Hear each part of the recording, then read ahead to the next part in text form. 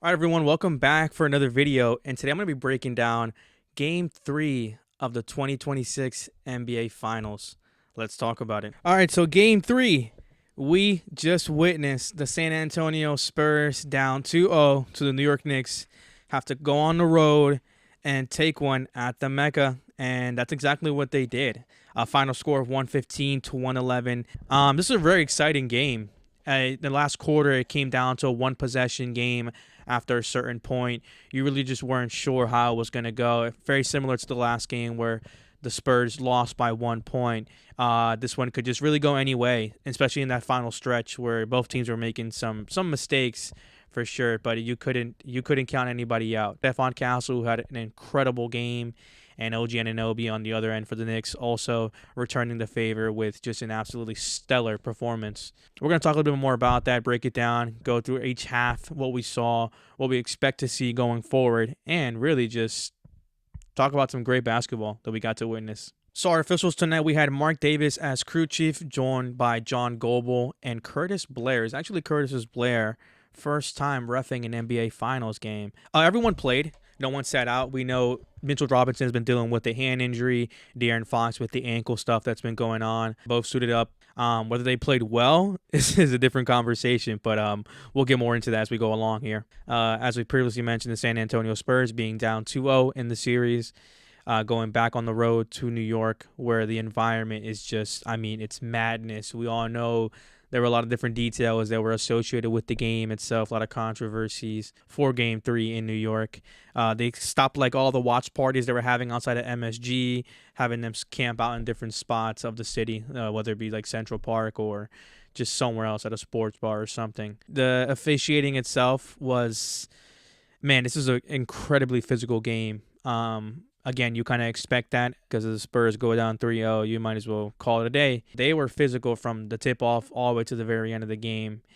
Very interesting game plans you could see on both ends. Even though the lead shifted back and forth multiple instances, you kind of just felt like the Spurs were the ones in control. So looking at the first quarter with the Spurs side of things, they did a really good job leading this quarter. This is the one I felt they played the best from beginning to end. They kept a decent lead. With Wemby and Castle really leading the charge. Wemby came out hot out the gate as well early on.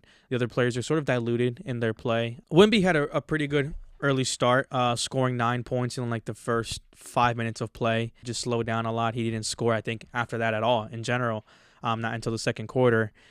Castle was really the star of the show early on, having gone perfect from the field, dishing the ball out a lot. Castle having gone 3 for 3 with 2 assists by the 7-minute mark of the game, which is pretty incredible considering he's had sort of a bit of an issue with his efficiency in these last series, with the field goal percentages and sort of the shots going up, but he's just very, very aggressive at the rim. Castle really just seems to flourish when he just drives to the rim and is able to get up there, considering no one really on the Knicks squad are able to stop him in his physicality when he starts driving down the lane and gets up in the air. As I already mentioned, and it's going to be a common theme throughout this entire series of videos, this final run, how, again, a very, very physical game. Like, these guys were like just playing. It seemed like they were playing football at certain points in this game, grabbing, hugging, throwing each other around.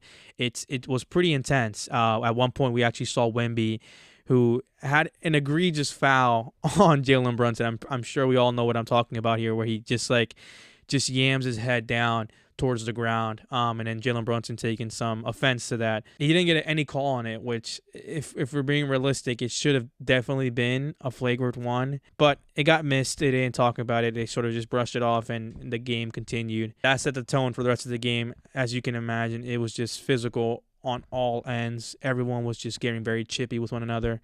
Luke Cornett and Josh Hart had an incident. This took place a little bit later on, but as I mentioned, it is a common theme throughout the entire game. The ball was getting some pretty good movement on both ends. The Spurs were passing a lot of shots up to one another, especially because Wemby started to slow down in that second half of the first quarter. The Knicks did a great job on that end as well.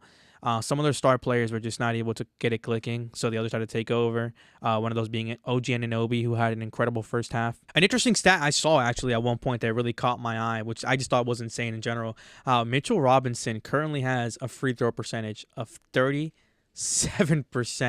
If I'm correct, that is actually the worst in NBA history, which is like That is pretty insane. So Spurs close out the quarter, leading 33-32. Into the second quarter, the Knicks erupt and go on an 8-0 run. The Spurs were not able to keep up defensively with the ball movement. They were doing a great job of just making sure everyone got a touch. And whenever someone drove or there was too much pressure, they did a good job of just finding the open shooter and getting that ball out to them and hitting those shots, right?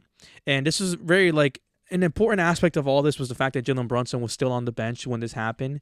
So it was a lot of the role players and everyone else on the margins here that was able to get this going and get the momentum that the Knicks needed. Castle continues his great play. He has 18 points at the 5-minute mark of the second quarter, which is just phenomenal. He was doing the exact same thing he was doing early on, just doing a great job of sharing the ball, getting those open looks, and driving to the rim. There was a controversial call for Castle I did want to talk about with he sort of just ran into Jalen Brunson. Now, Jalen Brunson didn't have his feet set, but again, the physicality in this game was very high, intense. We saw something similar actually in the last series with Carter Bryant just running through Shai Gilgeous-Alexander. So that was pretty funny in that aspect. Second quarters also, we had that Luke Cornett, Josh Hart incident where Josh Hart came down from grabbing the ball for a rebound, and then Luke Cornett just came running full speed and just ran into him. Josh Hart did sort of jump into it. They got chippy, but it just sort of dissolved itself pretty early on. It didn't really extend into anything. It shouldn't have. Fouls and flagrants being thrown up in the air, with Jalen Brunson receiving one throughout the game as well. So you really just wanted to make sure you can tame yourself on that end, because last thing you want to do is lose this game to free throws, which, spoiler alert, a team did. So the Knicks go absolutely nuts closing this quarter. 17-point turnaround. The Spurs are just really winded and tired. The Spurs are just not able to keep up defensively with the ball movement of the Knicks. You could see that this effect actually took place on both teams. There was some interesting play after this, but it's still great basketball to witness going into the second half of the game here. So before getting into the second half, I kind of wanted to check in and just give a little bit of an update on the players themselves and their performances. First one being Dylan Harper. Dylan Harper, for his standards, had a pretty bad game efficiency-wise. I mean, he went 1 from 8 from the three-point line. Just not a good game. He had a lot of good looks. He just wasn't able to knock down the shots. Considering this level and atmosphere, it seemed like he became sort of deflated in his confidence. But when he did get the ball and he did have the opportunity to shoot, while going 1 from 8 is not what you want as a player or as a coach or as anybody who's rooting for the Spurs, it is important to note that to not be afraid of the moment. It's be able to recognize if you have a good look, take the shot. Whether it goes in or not, it's not really in your hands at that point. If you have the look, take the shot, because you don't know if you're going to get a better one later on. And all it takes is one to really get going. You want to make sure your players are able to get these touches, especially offensively. Wemby had a much better bounce-back game. He scored 32 points, had 3 blocks, and 11 of 18 field goals. So he did a much better job this game getting involved offensively. One of the game plans I noticed from the Spurs early on was it seemed like they were just trying to get the ball in Wemby's airspace. A lot of passes from Castle or Harper or whoever just was the one handling the rock would throw it up as close as they can to Wemby if he's by the rim, whether he grabs it, goes back for a putback, or dunks it on his own. There's a lot of that play being involved and just getting it near Victor Wembanyama. I mean, he's taller than everybody else on the court, so if you can throw it up high enough, it's most likely he's going to be the one to grab it. It was effective. I mean, he scored 32 points this game, so obviously it worked. The Knicks were not able to stop that sort of ball movement. A lot of action in general. I felt like both teams were sort of just spamming the same moves. OG Anunoby, man, pump fake to just draw in the defender and then run for the drive. Clear open lane. It's insane how often it happens. Same thing with Castle. His ability to just drive straight down through the lane and get these finishes at the rim where it seemed like no one was just paying attention to the same exact style of play that both teams are spamming. Julian Champagnie had an okay game. Usually when he comes to New York, he likes to go absolutely nuts. But it seems like this game, he just wasn't able to hit the shots he wanted to. But still, overall good production with 12 points. So now let's talk about the elephant or fox in the room here with Mr. De'Aaron and his performance he gave us tonight. Yeah, not great. So De'Aaron Fox's stat line for this game, 12 points, 4 of 14 field goals, 0 of 5 beyond the arc. 3 rebounds, 8 assists, not bad. 2 turnovers, 1 steal, 2 blocks. And he did all this in 37 minutes of play. This is not something new. We've seen this in previous games just this series. Game 1, he had a similar performance where he was just not what you want. And it's really starting to... It seemed like none of the guards on the Spurs were able to really pick up the pace today or just get going the way he wanted to. I know people say Stephon Castle is the point guard. I mean, to me, he's a small forward, but yeah, De'Aaron Fox is just it was not pretty. He could not hit anything. The shots he did hit a clutch shot late in the game that really helped seal the fate for the Knicks and it helped him win. But besides that, man, it was pretty a rough watch. Ankle was bothering him, that speed, that explosiveness. He'll had it for maybe 1 or 2 plays throughout the game, but after exerting too much energy or pressure, it does seem like it starts to weigh on him. Now, looking at the Knicks side of things, OG Anunoby, star of the show, hands down, the best player for the Knicks tonight, and every aspect, all the way throughout the entire game. There wasn't really any point where you looked at him and thought, oh, the reason you guys are losing is because of OG Anunoby. I mean, no, he's the only one who kept you in the game. Considering your other wing, Mikal Bridges, having only scored 2 points, I mean, ouch, right? So OG's stat line for tonight was 28 points, 9 of 13 field goals. That's fucking awesome. 3 of 7 from beyond the arc, 7 of 9 free throws, 5 rebounds, 1 assist, 1 turnover, 2 blocks in 38 minutes of play. That's exactly what you want to see from your wings. Mikal Bridges and Karl-Anthony Towns just not delivering what you need them to. Josh Hart had a really good game. He hitting a lot of threes beyond the arc. The Spurs game plan was definitely to leave him open.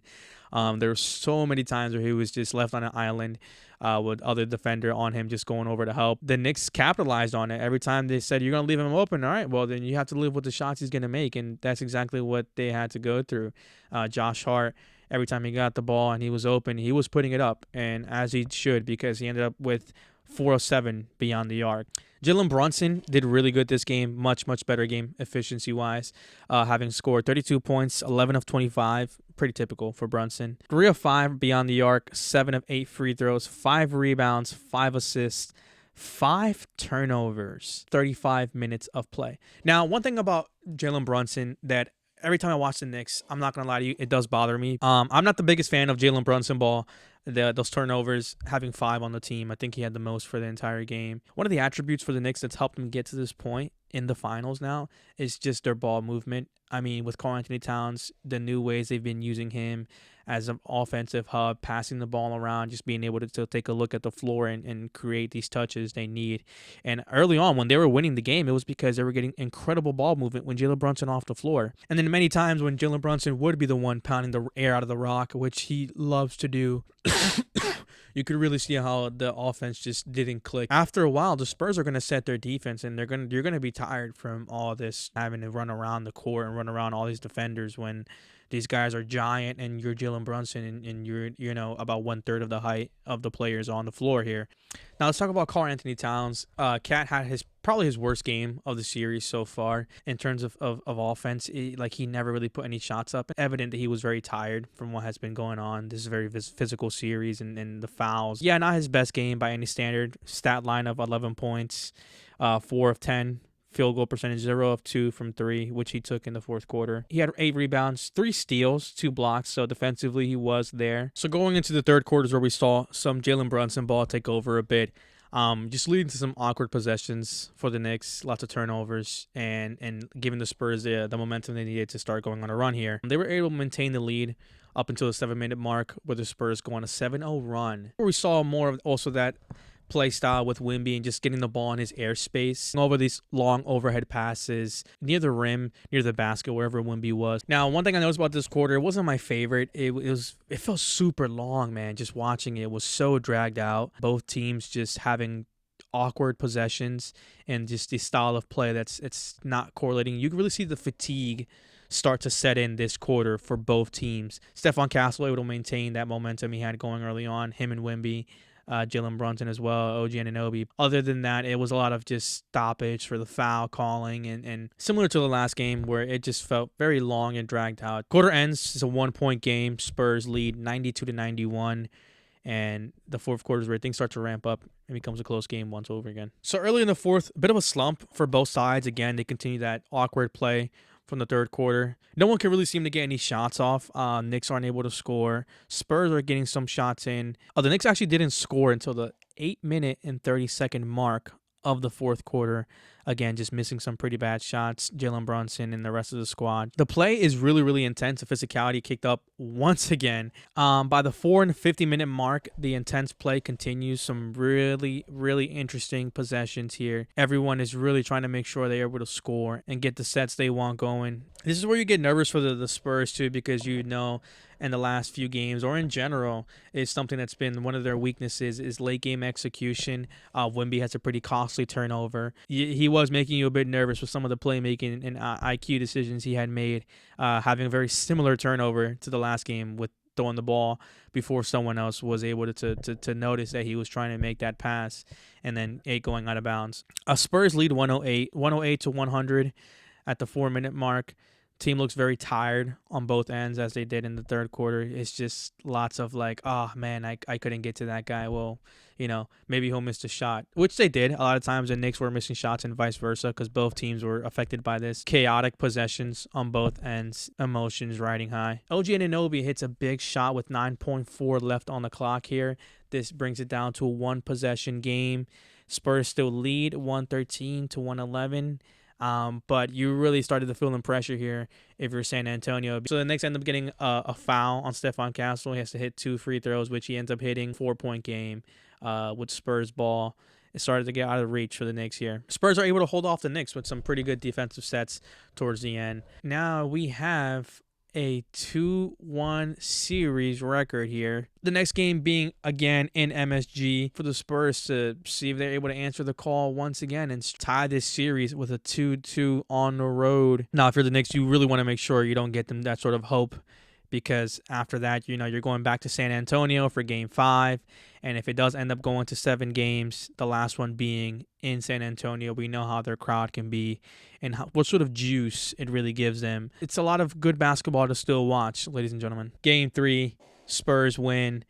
What are your thoughts going into Game 4? Who do you think is going to win? Are the Knicks going to take a 3-1 lead? Or are the San Antonio Spurs going to tie it 2-2? And now we have a real ball game on our hands, ladies and gentlemen. Who knows? Comment down below. As always, guys, like and subscribe, and I'll see you guys in the next one.